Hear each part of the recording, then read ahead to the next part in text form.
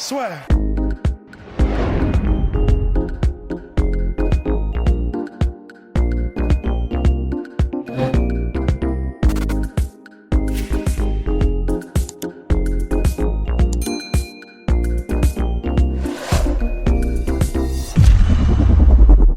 Bonjour à toutes et à tous, bienvenue dans le podcast La Sueur. Ça va mon cher Host? Ouais, ça va.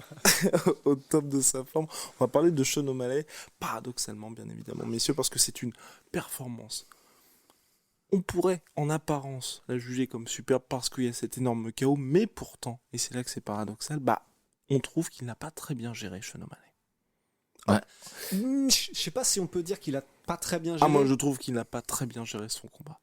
Oui, dans la manière, dans le truc où il fait un walk-off alors qu'en fait, il faut terminer le travail. Mais parce qu'en fait, c'est vrai que... Et surtout que c'est pas promenade de santé juste après. Ouais, en fait, il est clairement un cran au-dessus, ouais. Très clairement. Et honnêtement, ça, on peut le dire juste... Enfin, on s'est régalé. Techniquement, c'était somptueux ce qu'il arrivait à faire, les changements de direction. Sa palette technique, elle est incroyable. Il est très intelligent dans sa manière de combattre aussi.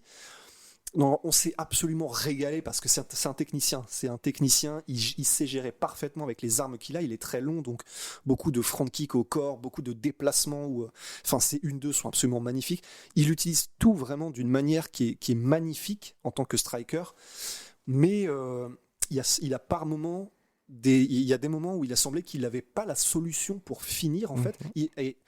Oui, il a mis un knockdown au premier round, et oui, il a terminé... Superbe enchaînement, d'ailleurs.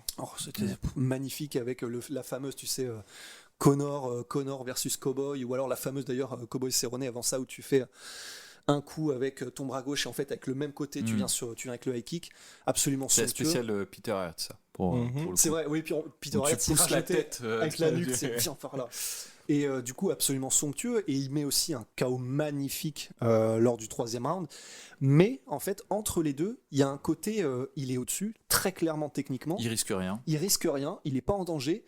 Ouais, pareil, au niveau de la gestion des distances, il est vraiment, c'est toujours vraiment, mais il est un fifrelin, comme tu dis, tu vois, mais ça veut dire qu'il est en gestion totale de sa distance, de ses entrées et sorties, etc. Et pourtant, il touche genre 4 fois plus que... Ouais. Et pourtant, mais pourtant, quand il se fait toucher, on sent qu'il est pas loin.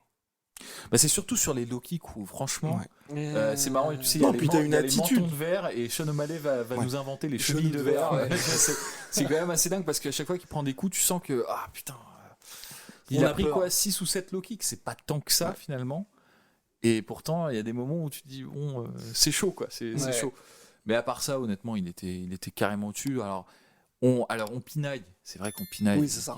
On pinaille, mais parce que c'était vraiment un match-up qui était extrêmement favorable pour lui. C'est ça. On n'a pas trop insisté dessus parce que il suffit qu'on dise qu'un match-up est favorable pour que finalement on se prenne un retour de réalité dans la gueule sur le combat qui suit. Puis après on a bien tout le monde qui se fout de notre gueule derrière, mais c'est vrai que Almeida c'est un mec qui est extrêmement agressif mais qui pêche par sa défense et qui surtout est très frontal dans sa démarche et a horreur des gens qui feintent beaucoup. Et là, dès le début, quand il a fait 2 feintes, Almeida marchait dans toutes les feintes, il était frustré après pendant tout le combat, et il déclenchait quasiment jamais en fait.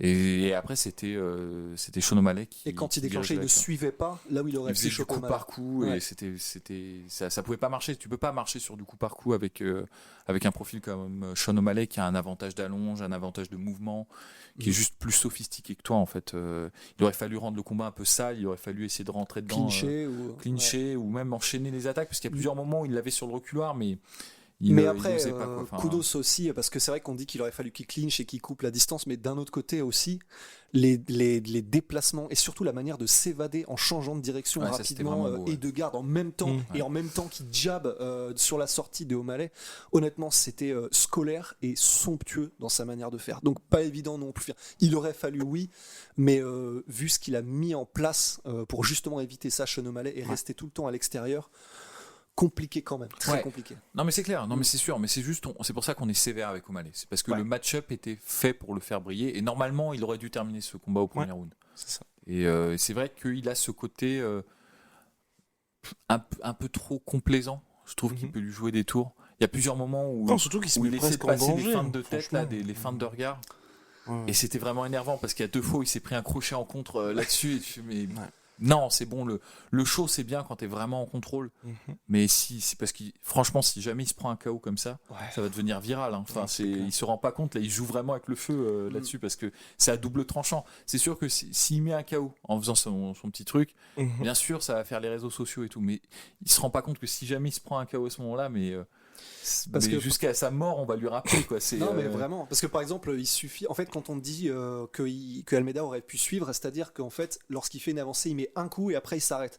Typiquement, tu mets genre la séquence utilisée par Masvidal pour mettre KO Tarentil, c'est terminé. Hein. Ouais, c'est ça qui est extrêmement compliqué, quoi. C'est que là, c'est entre guillemets Thomas Almeida qui était même pas dans une bonne dynamique. Le style est extrêmement favorable parce qu'il n'est pas forcément très mobile, etc. Mais pour d'autres strikers de la catégorie, Petrian par exemple, il est très bon pour suivre en shiftant, etc. Non, c'est clair. Oui, mais là, champion. Enfin, champion, c'est pour dire qu'il y a des styles que quoi. Oui, tout à fait. Mais bon, il a le temps d'évoluer quand même. C'est ça qui est bien. Et il y a tellement de promesses justement parce que il était en contrôle et entre guillemets, il est un petit peu flemmard parce qu'il est autant en avance techniquement aussi. Moi, les gars, j'ai vraiment peur. Moi, ce qui me fait vraiment peur avec lui, c'est que, ok, il a dominé, mais on a eu quand même une claire baisse de régime. Et heureusement que c'était Almeida. Tu vois, il y a un moment, en fait, on n'a pas senti cette sérénité de A à Z. Il y a un moment, je peux dire qu'il y avait un petit côté panique, mais un petit ça se passe pas comme prévu. C'est pas tant une baisse de régime parce qu'il diminue pas son rythme. C'est plus à un moment donné, il est à court d'idées. Parce que j'ai l'impression que Sean O'Malley, un peu comme Conor McGregor, un peu comme ces profils-là, ils ont un striking super atypique et ça marche beaucoup sur la surprise. C'est-à-dire, ils ont des enchaînements, des façons d'attaquer qui sont pas conventionnelles. Et passer le moment où tu as fait 2-3 fois la même feinte, 2-3 fois le même enchaînement, l'adversaire s'adapte et ça marche plus. Par exemple, typiquement ce qu'on soulignait, la feinte de regard où il regarde le public et il revient avec le 1-2. Il l'a fait une fois, ça a touché une fois, et ensuite toutes les autres fois, ça passait plus. Et on sentait qu'il était frustré en fait par ça et qu'il cherchait l'autre enchaînement, l'autre combo sur lequel il pourrait se rabattre pour surprendre Almeida. Parce qu'ils n'ont pas, en fait, ces mecs-là, ils n'ont pas un style conventionnel où ils peuvent construire conventionnellement une attaque, tu sais, fondamentale. Et donc, du coup, ils se reposent sur une série de tricks, sur une série de ruses, en fait. Et dès que ça arrive à court, ils sont rapidement à court d'idées, en fait.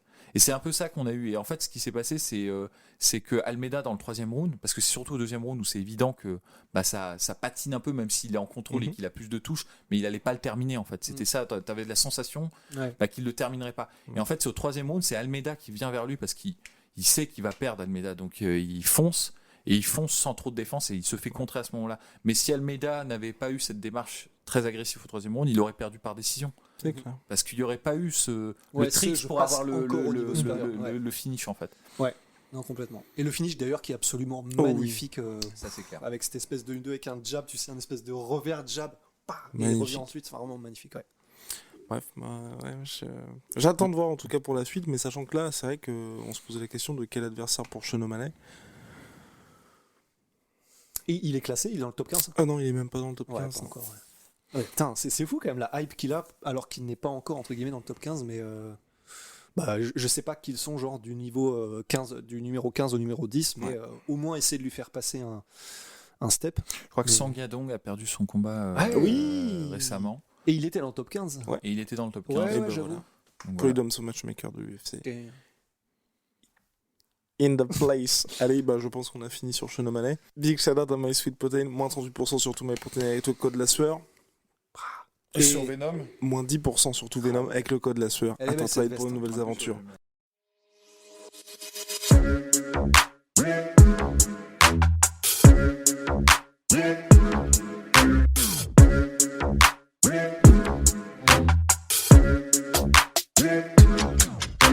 I'm fucking coming for you!